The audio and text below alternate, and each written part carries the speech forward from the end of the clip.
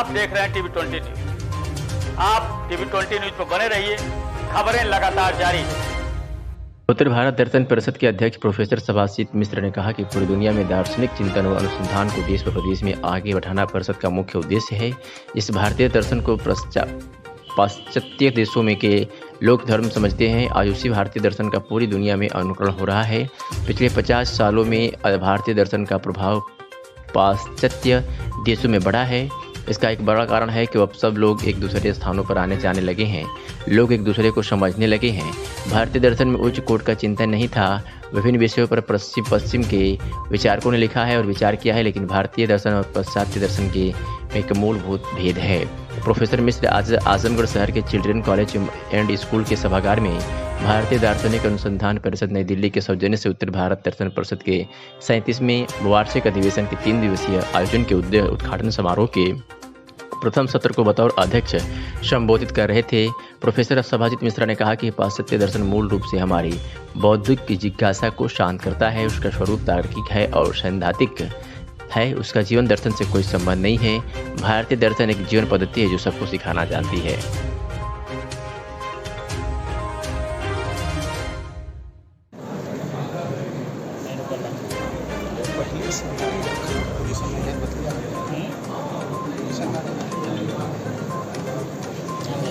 ये जो वार्षिक अधिवेशन का शुभारंभ हुआ है, क्या उद्देश्य है? कि इसका उद्देश्य जो दर्शन परिषद का उद्देश्य है वही इसका उद्देश्य है।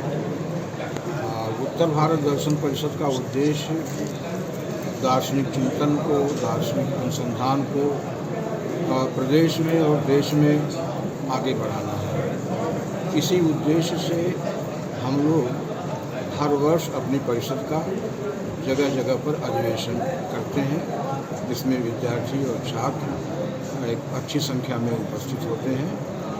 और हम अपने अधिवेशन में 2 संगोष्ठियाँ निर्धारित करते हैं। एक संगोष्ठी विशुद्ध रूप से किसी दार्शनिक विषय पर आधारित होती है और दूसरी संगोष्ठी ऐसी होती है जो सामाजिक राजनीतिक विषयों से संबंध रखती है और जिसमें दर्शन के अतिरिक्त अन्य कोई भी अपना विचार रख सकता है। तो इस तरह से संगोष्ठियों के माध्यम से हम दार्शनिक ज्ञान को बढ़ाने की चेष्टा करते हैं। जो समसामयिक समस्याएं हैं देश और समाज के सामने, उन समस्याओं पर विचार करते हैं।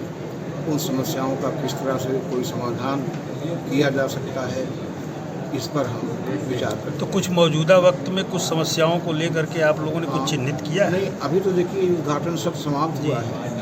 जैसे मौजूदा वक्त में एक नई शिक्षा नीति आ रही है, जिसकी काफ़ी चर्चा हो रही है।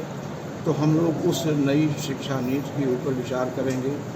उस नई शिक्षा नीति का दार्शनिक आधार क्या है, या उस नई शिक्षा नीति के दार्शनिक अर्थ क्या हैं, उसके और परिणाम क्या होंगे हमारे समाज के ऊपर, हमारे बच्चों के ऊपर, और जो शिक्षा का सामान्य स्वरूप है उसके ऊपर। इस पर हम अपने संगोष्ठी में विचार करेंगे। इसके लिए हमारे पास निर्धारित वक्ता हैं, पहले से निर्धारित वक्ता हैं, उनके लिखित निबंध हैं।